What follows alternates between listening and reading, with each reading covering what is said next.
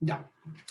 Bueno, como les comentaba, respecto al informe, leí el primero y me pareció adecuado que darle una retroalimentación para que en los informes sucesivos, que en el que ya entregaron, pudieran hacer algunas observaciones y en el que lo evalué, pudieran corregirla. Entonces decidí mandarle la corrección detallada de cada uno de los informes y para ayudarlo a que entreguen un mejor informe. ¿Ya? Yo creo que es súper importante, sobre todo en la etapa que están ustedes, que les retroalimenten algunos aspectos formales de los informes y los reportes. Ahí sí le mandé comentarios en esa línea, para que ustedes se ciñan una pauta estricta, ¿ya? En el fondo, la idea es que hagan un reporte ejecutivo y eso les va a facilitar la vida, ¿ya? No es al revés. Yo creo que un informe ejecutivo se van a demorar mucho menos que en un informe mucho más detallado. Entonces, las correcciones fueron en esa línea para que seleccionaran la información más importante que se presentaba en los informes y ayudarlo a que sea más expedita su elaboración, ¿ya? Entonces, en ese aspecto, le mandé las correcciones ya. Si tienen alguna duda respecto a eso, si no están de acuerdo con algo, obviamente ustedes saben que podemos discutir los alcances de eso, obviamente. ¿Ya? ¿Dudas, Profe, chiquillos? ¿Sí? ¿envió las correcciones de ambos informes? No, solo del de secado. Ah, ya. ¿Ya? Que igual, como que se los pongo en perspectiva, yo cada informe me demoro 25 minutos y son 3 informes. Es harta pega, por lo menos para mí. Entonces, retroalimentarlos significa tener que leerlos nuevamente, ¿ya? Y se los digo así como bien sinceramente, para mí es harta pega leer informes, o sea, calculen, son como 3 o 4 horas de trabajo continuado. Entonces, prefiero hacerlo una retroalimentación y si es necesario, obviamente, en los otros informes también lo voy a hacer. Ya a mí me interesa, obviamente, que ustedes puedan hacer un informe de calidad, que puedan hacerlo de manera activa el aprendizaje. Entonces, ahí voy a ir evaluando cómo están cada uno de estos informes. Si cumplen estándar todo, obviamente los voy a evaluar, ¿ya? Pero si encuentro que existen algunos problemas que se pueden solucionar dando una retroalimentación, también lo voy a hacer, ¿ya? Ahí sí, eso. Entonces, profe, en base a o sea, la retroalimentación que nos envió sobre el informe de bombeo y pérdida de carga, nosotros tenemos que hacer una recorrección y esa No, subirla, ¿o no? no. De nuevo, yo solo les mandé la corrección del informe de secado, ¿ya? Claro, Entonces, en base a eso, ustedes van a corregir, se van a dar cuenta que muchas veces pusieron mucha más información que la que deberían para un informe ejecutivo. Entonces, saquen sí. información y ciñátense con la rúbrica, que yo leo la rúbrica cada vez que leo el informe. Entonces, yo voy cotejando que estén cada una de las cosas bien redactadas y con eso evalúo, ¿ya? Y obviamente resto un poco de puntaje cuando falta algo, cuando algo está mal logrado, ¿ya? Entonces yo trato de ser lo más objetivo. Igual tienen elementos cualitativos los informes, ¿ya? Entonces obviamente puede ser que haya sido más duros con algunos informes que con otros, ¿ya? Porque es el sesgo de la evaluación y del instrumento, ¿ya? Ahí sí obviamente todo es impugnable de alguna u otra medida, ¿ya? Pero objetivamente uno se ciñe por esta pauta que obviamente puede tener diferencias, ¿ya? Pero deberían reflejar más o menos su nota las que le envían. ¿Se entiende? Claro. Sí, es que mi duda es porque está abierta la tarea de la retroalimentación del informe de bombeo y pérdida de carga. Sí. Entonces, nosotros tenemos que subir el informe con la retroalimentación como en base a la pauta y a los comentarios que nos hizo cada grupo en el informe de secado, ¿no? Más o menos. Exacto. La idea es Ya, como que se den cuenta, pucha, sabéis que pusimos mucha información de más acá, acá nos dijo que teníamos que poner esto específicamente, entonces lo ponen y lo arreglan. Ya yo creo que siempre un informe evaluado de manera drástica ayuda mucho a hacer los informes futuros. Ya yo soy de esa idea, de hecho así me formaron. Mi primer informe en ingeniería fue un 2 y después aprendí que tenía que hacerlo de forma cuadrada. Entonces, yo creo que es súper buena idea hacer la retroalimentación porque ahí efectivamente uno saca las lecciones y arregla la manera, de buena manera los informes. claro, muchas gracias. Sí, se Ya. entiende. Ya, súper Kevin. Está súper bien la pregunta que me hiciste. ¿Más dudas, chiquillos? Para darle con la sesión sincrónica. Pero fue una duda. Sí, Constanza. Entonces, en la introducción, es que nosotros pusimos las fórmulas que íbamos a ocupar como a lo largo del informe. ¿No es necesario ponerlas en la introducción? No, a menos que sea algo muy puntual, una fórmula muy importante, pero en general eso lo puedes relegar a los anexos. ¿Ya? La idea es que introduzcas tu experiencia. Y no es necesario poner las fórmulas porque acuérdate que son 3 planas. Entonces, para ceñirse a 3 planas tienes que describir en términos macro lo que hiciste y poner algunos elementos específicos para que se entienda lo que vas a hacer. Yo soy súper flexible, si se pasan un poquito de las 3 planas está bien, pues, pero si me ponen 6 planas hay un problema de síntesis de información, ¿ya? Y con que eso estén anexos, ¿ya? Voy a aceptar. ¿Ya? Y sí, síñanse a la pauta y les va a ir súper bien, estoy seguro. Yo soy súper cuadrado para revisar. Y soy cuadrado porque creo que esa es la manera más objetiva de hacerlo. Yo no lo hago de pesado, que no. Es una manera objetiva y la otra es que les va a servir. Si ustedes trabajan, les va a servir ser directos en entregar la información. Y cuando escriban un paper también van a tener que ser directos. Y obviamente van a tener que ir cambiando de revista en revista la introducción que hacen. Ahí, sí, ahí también tienen que ceñirse una pauta súper estricta. Y la idea es que seleccionen la información más importante y eso es una pega que tienen que hacer antes de escribir el informe. ¿Ya? Ya, profe, gracias. Ya, súper. Ya, chiquillos, si no tienen más dudas, les voy a compartir la presentación que les preparé. Ahora no lo hice en tabla, o sea, no lo hice en una planilla Excel, creo que va a quedar un poquito más claro con una presentación. ¿Ya? Ahí se les voy a compartir la pantalla. ¿La ven? Sí, profe, sí se ve. Ya. Ya, chicos, entonces el objetivo de la sesión de hoy es ayudarle un poquito con los cálculos y ayudarle un poco con el análisis que podrían tener de algunos de los datos del laboratorio. ¿Ya? Bueno, en el laboratorio nosotros tenemos una caldera, ¿ya? Esta caldera es una caldera chiquitita, ¿ya? Una caldera chiquitita en términos estrictos. Sigue siendo una caldera, trabaja a 60 psi de presión, ¿ya? Y tiene un caudal de 400 kilos hora. Es un caudal de calefacción súper chico para lo que se encuentra en la industria. Hay industrias de 1000 kilohoras, o sea, 10.000 kilohoras, 10.000 toneladas hora, o sea, unas calderas así enormes para los procesos industriales. Obviamente nosotros tenemos una chiquitita porque tenemos algunos equipos y es súper interesante analizar el vapor de agua como una sustancia térmica, ¿ya? Entonces, el objetivo de este práctico es estudiar un condensador. ¿Por qué se estudia un condensador? Porque un equipo representativo de los intercambiadores de calor que se encuentran a nivel industrial y de los procesos de intercambio de calor. ¿Ya? Y específicamente es interesante este equipo porque ocupa vapor como fluido de calefacción. Ustedes saben que en la cápsula que les subí, el vapor tiene la gracia de tener una densidad térmica muy, muy alta al ser condensado. Entonces, una excelente manera de trasladar energía a lo largo de los procesos industriales y aparte es un fluido de baja viscosidad. Entonces, cuesta muy poco moverlo a través de los sistemas.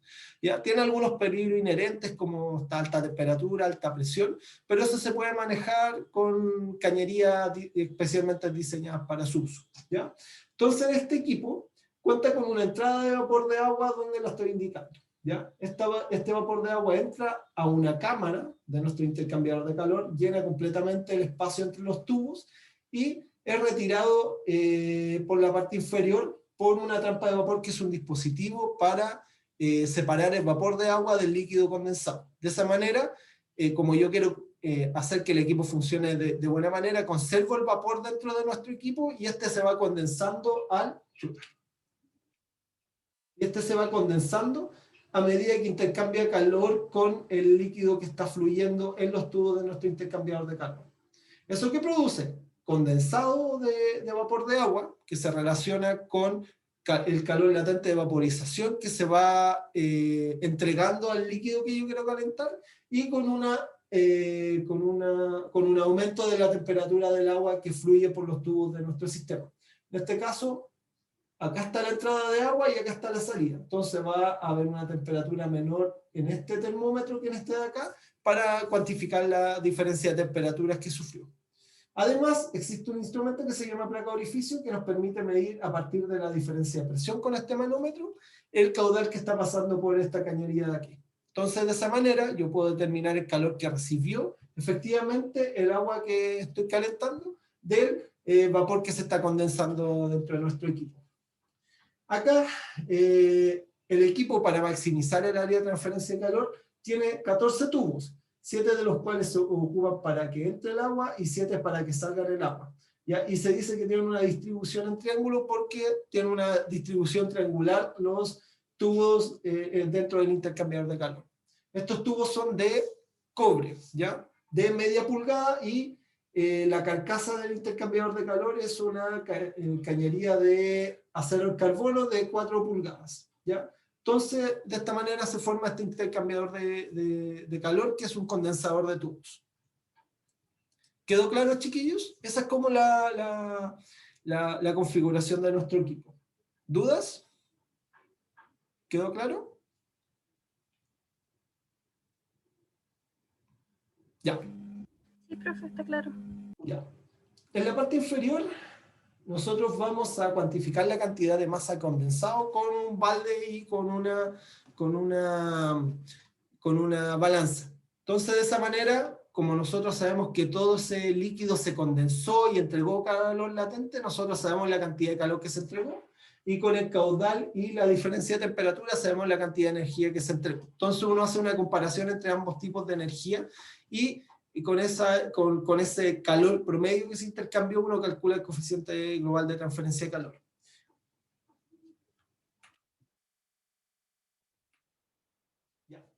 Respecto al coeficiente global de transferencia de calor, el coeficiente global de transferencia de calor engloba todos los fenómenos de transferencia de calor que se dan dentro de nuestro intercambiador de calor. Si yo analizo una pared de una de las tuberías interiores de nuestro intercambiador de calor, podemos observar que del lado del líquido caliente existe un fenómeno de convección del vapor de agua sobre la pared del tubo, un fenómeno de conducción de calor por las paredes de la cañería de cobre, y finalmente convección dentro de la cañería por donde fluye el fluido. De esta manera, uno suma la resistencia asociada a cada uno de estos fenómenos de transferencia de calor y puede estimar el coeficiente global de transferencia de calor. Mientras más grande este coeficiente global de transferencia de calor, el equipo transfiere más energía por unidad de área, por supuesto. ¿Ya? Y mientras más grande la resistencia, obviamente ese coeficiente de transferencia de calor es menor. Entonces, este coeficiente es susceptible a las condiciones de convección por la parte del vapor de agua y por la parte del líquido que fluye por el interior de las tuberías. Donde el efecto más marcado y más controlable que yo tengo es la convección dentro de las cañerías de agua del intercambiador de calor, que son estas cañerías que se muestran aquí, ¿no es cierto? Yo, al cambiar el caudal de agua que está pasando por esta, yo voy a modificar la convección que está sucediendo dentro de ellas, y por lo tanto puedo aumentar el coeficiente de transferencia de calor. Eso obviamente puede tener algunas desventajas, porque voy a transferir más calor, pero también tengo un caudal más grande. Entonces el agua en términos netos puede salir con la misma temperatura, pero yo calenté una mayor cantidad de agua, ¿ya? Y entregué una mayor cantidad de energía. Entonces, obviamente, uno tiene que saber compensar ambos tipos de cosas, como el calor transferido y la temperatura objetivo que yo quiero para mis corrientes de salida. ¿Quedó claro, chiquillos, lo que es el coeficiente global de transferencia de calor?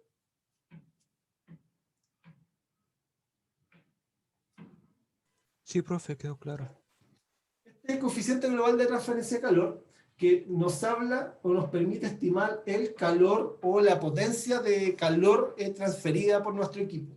Y esta es igual a un factor de corrección, y este factor de corrección tiene que ver con qué tan parecidos son nuestros intercambiadores de calor al intercambiador de calor de flujo cruzado, ¿no es cierto?, donde las diferencias de temperatura son más bajas. Entonces ese es nuestro ideal de intercambiador de calor. Y como estamos hablando de un condensador, ese factor de corrección se parece es idéntico a uno de flujo cruzado, independiente de la configuración de flujo que tengamos en nuestro sistema. Entonces este factor de ajuste para el condensador multitubular es igual a 1. AN es el área de transferencia de calor dentro de nuestro intercambiador. En este caso son el área exterior e interior dentro de nuestros tubos, ¿ya? En este caso vamos a considerar el área exterior de los tubos y delta y la diferencia de temperatura media logarítmica, que nos habla de la temperatura promedio representativa de nuestro intercambiador de calor, que nos permite saber con qué velocidad o qué gradiente de temperatura existe en nuestro equipo. Se ocupa una diferencia de temperatura media logarítmica y no una diferencia de temperatura normal o promedio, porque esta se ajusta mucho mejor para estimar el calor transferido. Y eso tiene que ver con argumentos de cálculo. Uno estima que el coeficiente de transferencia de calor permanece más o menos constante a lo largo de los tubos, y eso tiene como consecuencia que se estime una diferencia de temperatura media logarítmica. Eso se relaciona con que es un mejor promedio para poder determinar el calor transferido por nuestro equipo. Respecto a las estimaciones del coeficiente de transferencia de calor, este tiene 3 partes. Primero tengo que determinar la cantidad de calor transferido, posteriormente tengo que determinar la diferencia de temperatura media logarítmica, y por último el área de transferencia. Con eso soy capaz de estimar el coeficiente global de transferencia de calor. Aquí puse algunos datos simulados, ¿ya? Y estos datos simulados supuse que nuestro intercambiador de calor, en vez de trabajar a 5 psi, está trabajando a 10 psi. Entonces yo voy a una tabla de vapor saturado a 10 psi, o 10 psi más 14,7. Esto significa que la presión que tengo que buscar en mis tablas de vapor es de 24,7 psi.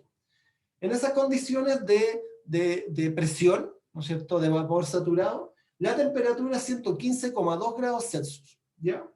Y el calor latente de vaporización es 952,66 BTU libra, que si lo transformamos a kilojoule/kilogramo nos queda 2216, ¿ya? Y este es el calor por kilogramo que yo puedo entregar al agua cuando el vapor se condensa, ¿ya?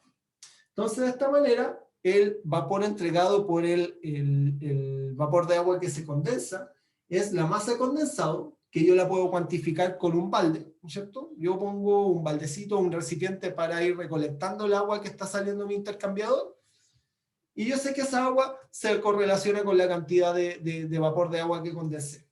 Eso lo multiplico por el calor latente de vaporización a la presión manométrica, que esto lo encuentro en una tabla de vapor, y lo divido por el intervalo de tiempo. Acá son 7 minutos. De esta manera, el caudal de condensado, el caudal de calor condensado es 3.800 kilojoule por minuto, ¿ya? Ese es el calor que entregó el vapor de agua.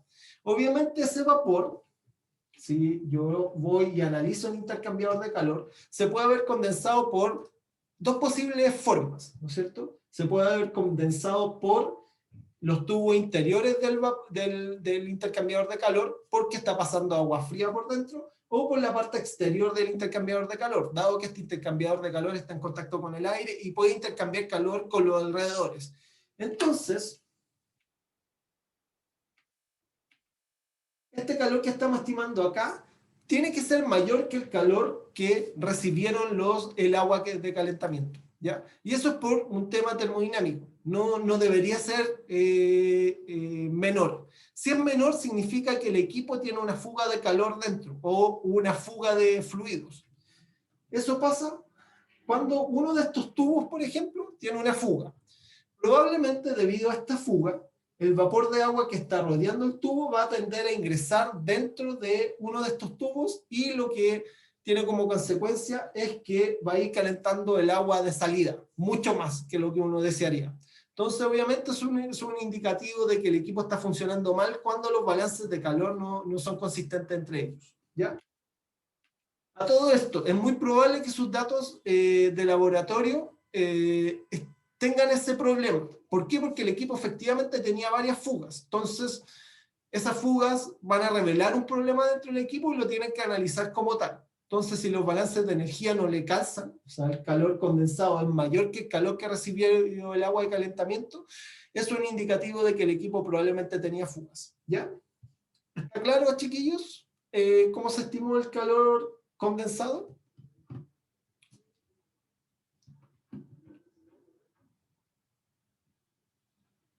¿Sí?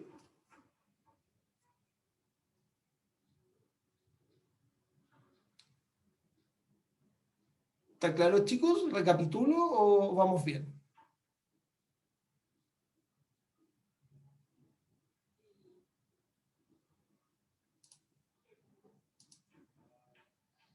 ¿Está claro?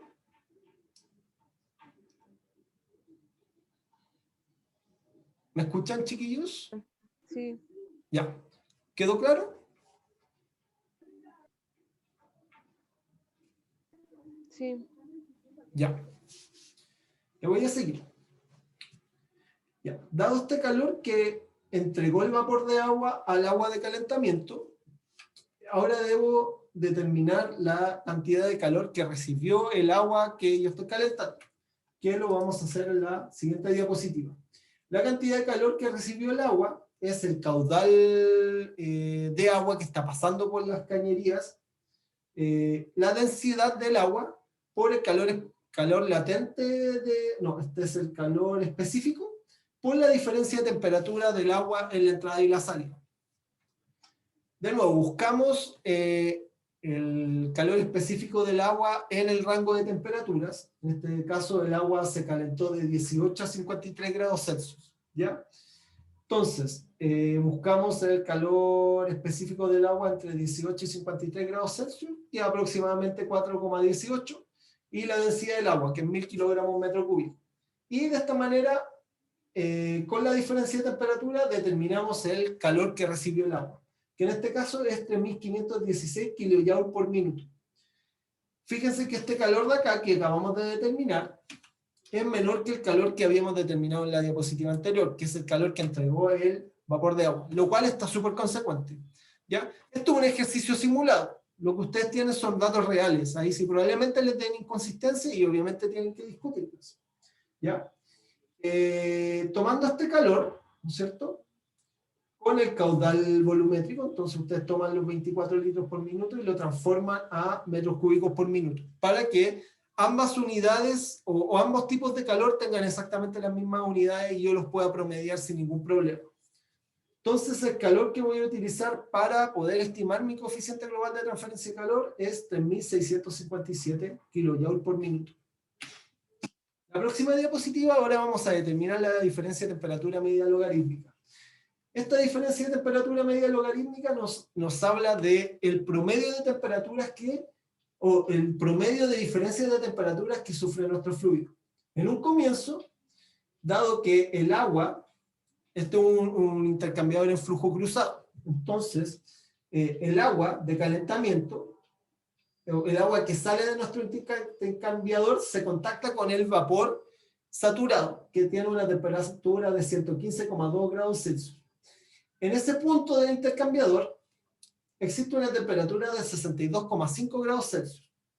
Y el comienzo, o cuando yo ingreso al agua caliente, el agua fría va a estar a 18 grados Celsius, y dado que el sistema se encuentra saturado, va a existir una diferencia de temperatura de 97,5 grados Celsius. O sea, existe al principio una diferencia de temperatura de 62,5 grados Celsius en una parte del equipo, y al otro lado del equipo una de 97,5. Entonces, con estas diferencias de temperatura, determino la diferencia de temperatura media logarítmica, lo cual nos da 78,7. ¿Ya? Esta diferencia de temperatura media logarítmica es muy parecida a la diferencia de temperatura promedio, que es alrededor de 80 grados Celsius. Ahí, si se ocupan una u otra, no deberían tener mucho error, pero la que funciona mucho mejor para determinar el coeficiente global de transferencia de calor es la diferencia de temperatura media logarítmica, que me da cuenta de mejor manera de esta diferencia de temperatura que se desarrolla a lo largo del intercambiador de calor, dado que estos perfiles tienden a ser exponenciales, ¿ya? O sea, tienden a igualarse y por eso siguen una ley potencial para sus valores promedios. ¿Ya? ¿Se entendió cómo se estima la diferencia de temperatura media logarítmica? Sí, profe. Ya, súper. Y por último, el área de intercambio de calor. Como son 14 tubos con un cierto diámetro y un cierto largo, yo simplemente multiplico 14 por el diámetro, por el área transversal, por el perímetro, por el largo. Y esto nos permite estimar el área exterior de nuestro intercambiador de calor, que es 0,45 metros cuadrados. ¿Ya? Y este es el área de intercambio de calor y corresponde al área exterior de nuestros tubos, ¿no es cierto? Que sería contabilizar todas las áreas de todos nuestros tubos. Obviamente no estamos considerando la curvatura en las bridas de nuestro intercambiador de calor. ¿Ya? Vamos a suponer que el efecto de las puntas del intercambiador no es tan significativo, pero en términos estrictos también deberíamos sumarlo. ¿Ya? Pero como esta es una estimación gruesa, es también considerar esta área de intercambio de calor. Dado eso, ¿cómo determinar nuestro coeficiente global de transferencia de calor? Nosotros tenemos el calor, la diferencia de temperatura media logarítmica, el área exterior de nuestro intercambiador y el factor de corrección. Y esto nos va a dar un coeficiente global de transferencia de calor de 1721,7 grados Celsius, que está dentro de lo esperado. ¿Ya? Los condensadores multitubulares o los condensadores tienen coeficientes globales de transferencia de calor que van desde los 1100 grados Celsius hasta los 5500 grados Celsius. Entonces estamos dentro del rango de valores esperados para nuestro intercambiador de calor. ¿Ya? Entonces, en términos estrictos, traten de ceñirse bien a estos cálculos, porque están súper bien estructurados, creo yo, y si hay alguna duda, por supuesto que me pueden ir preguntando. ¿Dudas de la presentación que les acabo de mostrar, chicos?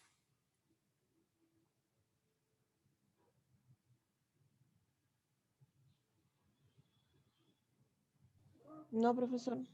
Ya.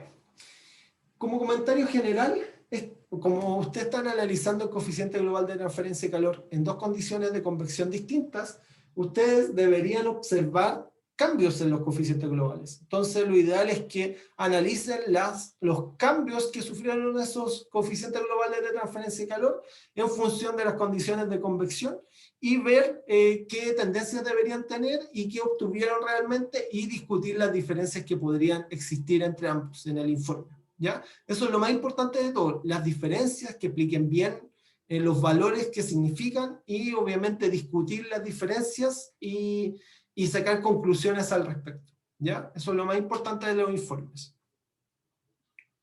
¿Quedó claro, chicos?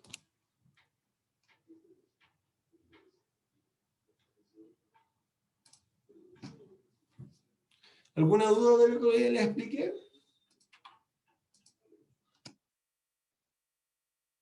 ¿Quedó claro? Sí, profe. Ya. Ya, chicos. Quedo atento si tienen alguna duda, si no podemos cerrar la reunión y esto yo se los voy a subir a los enlaces para que puedan trabajar en el último informe. ¿Ya? Voy a tratar de ir adelantándole al tiro la corrección a medida que vayan llegando. De hecho voy a tener 2 informes juntos que corregir, pero voy a tratar de avanzar un poco el fin de semana para tenerles las notas la próxima semana, ¿ya? Para no atrasarnos. Profe, una consulta. Sí. Si le mandamos el segundo informe como corregido, igual va a revisar el primero. O sea, Sí. como la primera versión. Lo que voy a hacer, no sé si haga un análisis comparativo, pero sí les voy a corregir los 2 informes, ya como si no hubiese visto el informe anterior. Ah, ya, profe. Un doble ciego. Ya, gracias. Igual probablemente mire, si pasó algo raro, voy a mirar qué pasó en el informe, ¿ya? Ahí sí, pero yo creo que deberían poderlo corregir y si hubo algún problema siempre se puede solucionar, ¿ya? Ahí sí. Y cualquier duda, por favor, chicos, escríbanme, ¿ya? Nos podemos juntar y tener una reunión chiquitita con el grupo, ir discutiendo punto por punto, yo no tengo ningún problema. Lo importante es que aprendan a hacer bien el informe. Para mí es lo más importante, más que cualquier otra cosa, es que aprendan efectivamente esta competencia, que es transversal. Entonces, más importante que los informes en sí, hacer un buen trabajo escrito va a ser muy importante para la etapa que están y para su futuro laboral. Entonces, para mí son muy importantes, aparte de los conceptos que estamos revisando. ¿Ya, chicos? Ya, profe, gracias. Ya, que estén bien, chiquillos. Cualquier cosa, Gracias. Gracias, profe. cuídense. Chao, cuídense. Ya.